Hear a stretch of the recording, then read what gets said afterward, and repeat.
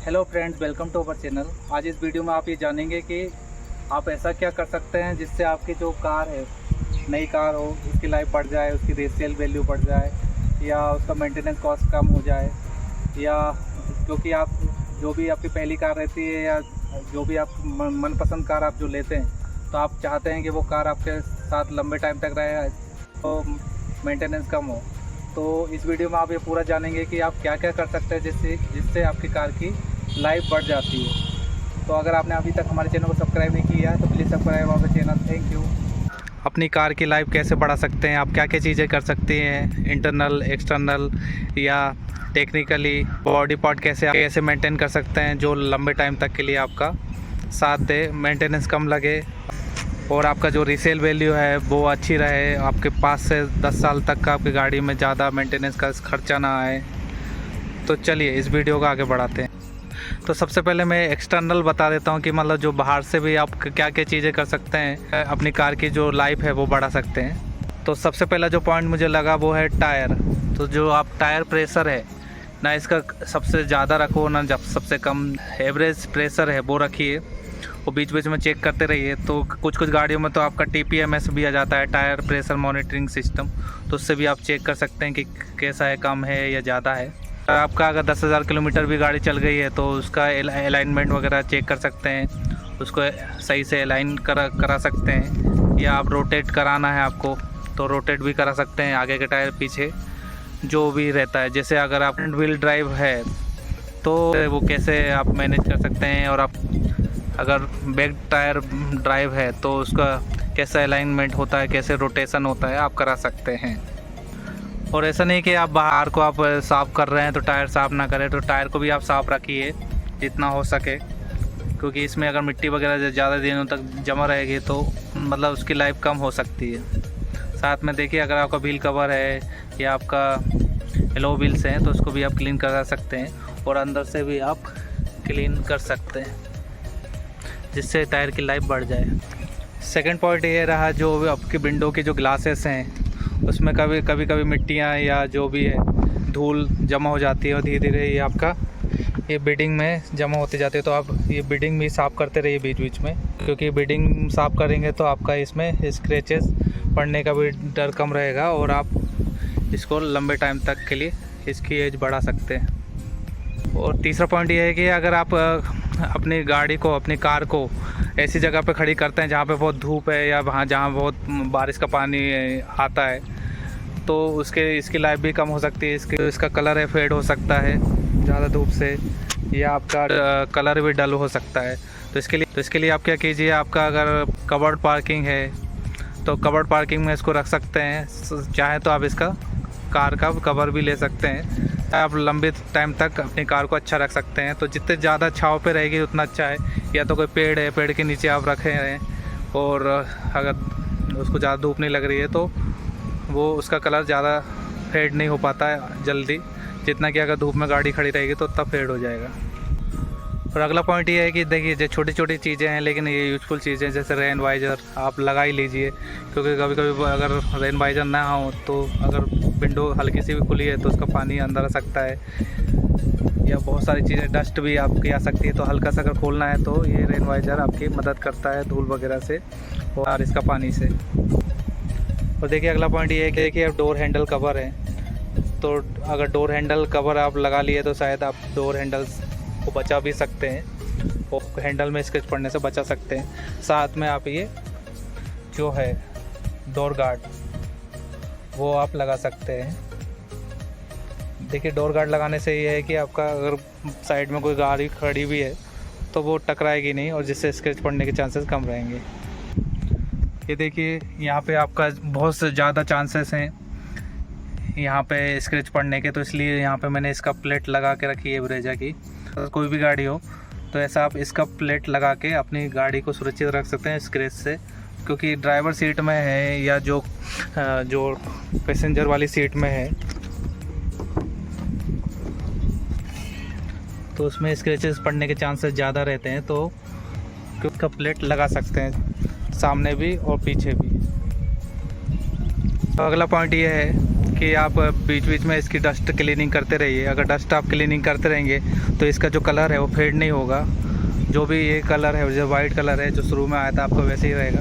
अगर आप डस्ट बहुत दिनों तक रहने देते हैं गाड़ी में या धोते नहीं हैं, या जो बारिश का पानी के होने के बाद भी जो गीली मिट्टी अगर आपके उसमें चिपकी रहती है, उसके कारण भी आपका ये बॉडी ख़राब हो सकती है।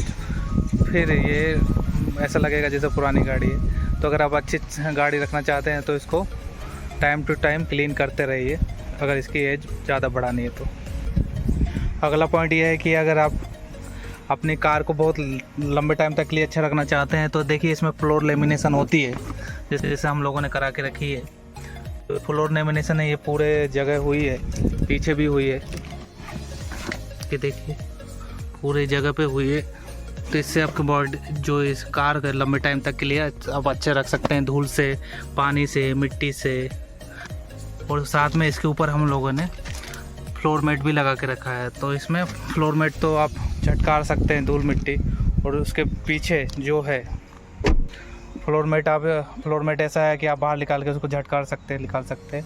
लेकिन तब भी जो नीचे है कुछ कंकड़ पत्थर या मिट्टी या पानी जा सकता है, इस कारण ये फ्लोर मैट आप करा के रखिए। अगला पॉइंट ये है कि आप जो एसी का फ़िल्टर है वो चेक कराते रहिए। एसी का फ़िल्टर भी आप बीच बीच में साफ़ करिए, जिससे आपकी कार की एसी की जो लाइफ है वो बढ़ जाए। और अगला पॉइंट है इसका सस्पेंसन। तो अगर आप तो बड़े बड़े गड्ढों में आप अगर गाड़ी ऐसा तेज़ चलाते हैं और कुदाते हैं तो उस कारण आपका ये सस्पेंसन धीरे धीरे ख़राब हो सकता है।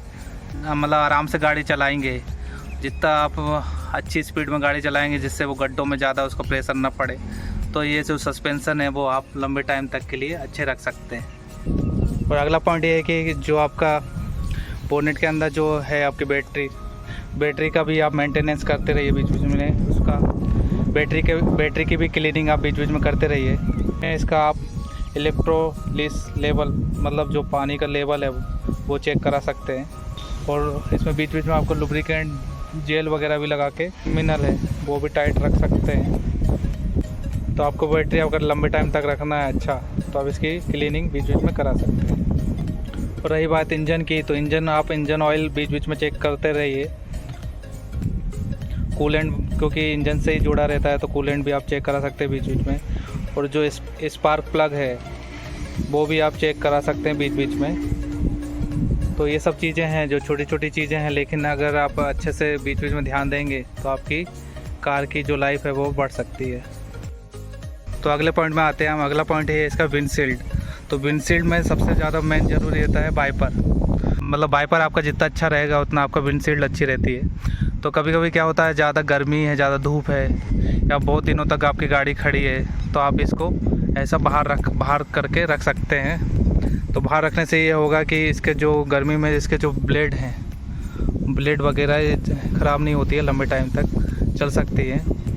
और तब भी आप बीच बीच में इसको चेक करते रहिए। अगर तब भी ख़राब हो गया तो बीच बीच में आप चेक करा सकते हैं, चेंज करा सकते हैं, क्योंकि इसमें लाइनें फिर बनने लगती है विंडशील्ड में। विंडशील्ड का जो साफ़ करने का जो सही क्लॉथ है वो है माइक्रोफाइबर का।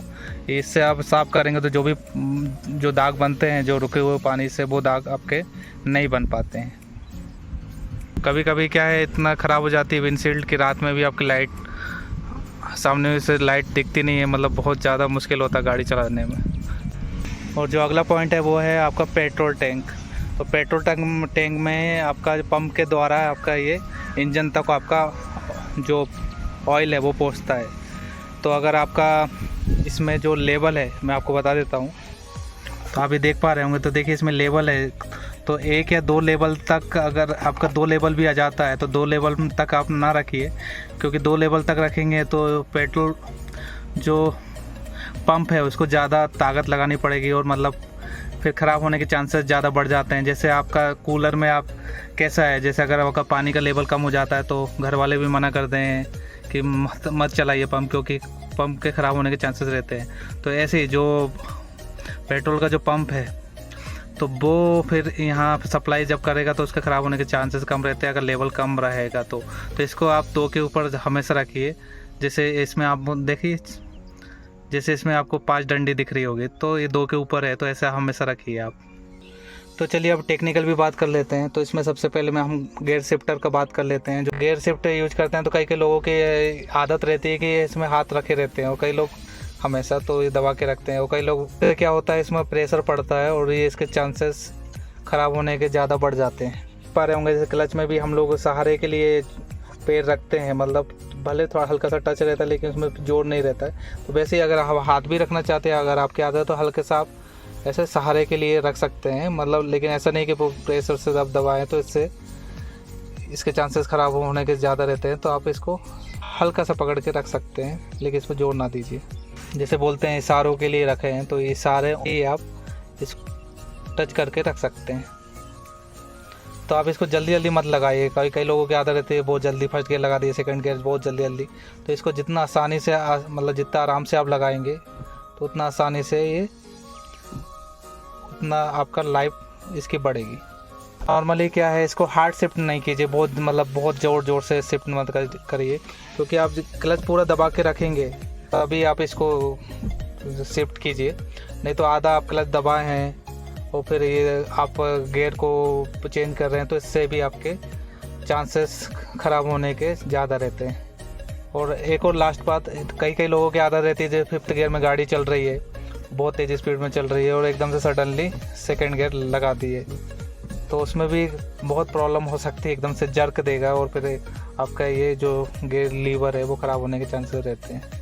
अगला पॉइंट ये है कि जो स्टीयरिंग है आपकी, तो स्टीयरिंग आप तो जब भी आप गड्ढों में जब रोड रहती है तो आप बहुत आसान मतलब ज़्यादा स्पीड में ना चलाइए। तो अगर ज़्यादा स्पीड में आप चलाएंगे और गड्ढे भी रहेंगे तो स्टीयरिंग पे भी जोर पड़ता है, जैसे मैंने आपको सस्पेंशन का बताया। तो वैसे ही स्टीयरिंग का है, अगर आप गड्ढों में भी गाड़ी चला रहे हैं और स्टीयरिंग का यूज कर रहे हैं तेज़ स्पीड में, तो ये स्टीयरिंग ख़राब होने के चांसेस ज़्यादा रहेंगे और उससे वो भी ख़राब हो जाता है। तो ये जो स्टेमली है वो उसके ख़राब होने के चांसेस ज़्यादा रहते हैं। ज़्यादा जो जोर दिया जाता है वो दिया जाता है क्लच पे। तो क्लच आपका कई लोग क्या है हाफ क्लच यूज करते हैं, तो हाफ क्लच ज़्यादा यूज करते हैं और एक्सीलेटर भी ज़्यादा देते हैं, तो उस कारण आपका ये क्लच प्लेट ख़राब होने के चांसेस ज़्यादा रहते हैं। जैसे बाइक में आपने देखा होगा, आप क्लच दबा के रखेंगे और एक्सीलेटर देते रहेंगे तो क्लच प्लेट आपके ख़राब होने के चांसेस रहते हैं। वैसे ही कार में भी है, अगर हाफ क्लच दबाए और ज़्यादा एक्सीलेटर भी बहुत तेज दे रहे हैं तो आपके क्लच प्लेट ख़राब होने के चांसेस ज़्यादा रहते हैं। और जितना कम यूज करेंगे उतनी इसकी लाइफ बढ़ती जाती है। प्रॉपर आप यूज करेंगे क्लच का तो ये आपका साथ लंबे टाइम तक के लिए देगी।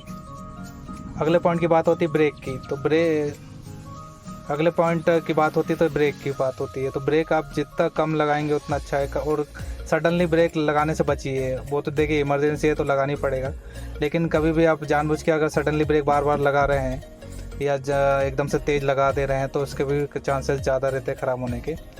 और आप ज़्यादा मतलब एकदम से सडनली आप ब्रेक लगाते हैं और बार लगाते हैं तो उस कारण आपका जो डिस्क प्लेट है ब्रेक की वो आपके ख़राब होने के चांसेस रहते हैं। आई होप आपको ये वीडियो पसंद आया होगा। ऐसे वीडियो देखने के लिए हमारे चैनल को सब्सक्राइब कीजिए, लाइक कीजिए, शेयर कीजिए। Thank you for watching. जय हिंद।